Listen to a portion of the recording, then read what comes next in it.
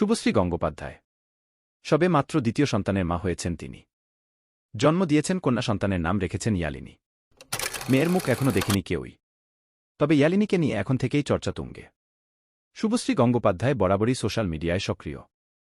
তার পরিবারের নানা মুহূর্তে সাক্ষী থেকে থাকেন তারা। শুভশ্রী প্রথম থেকেই একটা বিষয় স্পষ্ট করে দিয়েছিলেন দর্শকদের কাছে, সন্তানকে নিয়ে তাদের মধ্যে তেমন কোনো রাগঢাক নেই। বেশ কিছু সেলেব রয়েছেন যারা তাদের সন্তানদের সোশ্যাল মিডিয়া কিংবা লোকচক্ষুর আড়ালেই রাখতে পছন্দ করেন। রাজ চক্রবর্তী কিংবা শুভশ্রী গঙ্গোপাধ্যায় সেই তালিকার অভিভাবক যে নন তা ইতিমধ্যেই প্রমাণিত। কিন্তু তাই বলে মাত্র 4 দিন বয়সে ছবির প্রস্তাব পেল তার মেয়ে? কি নিজের চোখকে বিশ্বাস করতে পারছেন না তো? তবে সোশ্যাল মিডিয়ায় এখন এই খবরই ভাইরাল। শুভশ্রী গঙ্গোপাধ্যায়ের মেয়ের প্রসঙ্গে প্রশ্ন করা হয় অভিনেতা অঙ্কুশ হাজরাকে।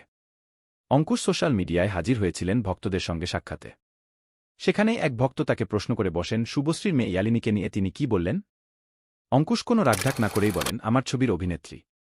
অঙ্কুশের মজার ছলে করা এই কমেন্টেই এখন হাসির রোল। মাত্র 4 দিনেই টলিপাড়ার নজরে স্টার কিড, মা অভিনেত্রী, বাবা পরিচালক, সিনেপাড়ার এক অন্যতম জুটি রাজ ও শুভশ্রী। ফলে তাদের সন্তানদের যে সিনেপাড়ায় দেখার আশা রাখবেন ভক্তরা, তা নিয়ে কোনো দ্বিমত নেই।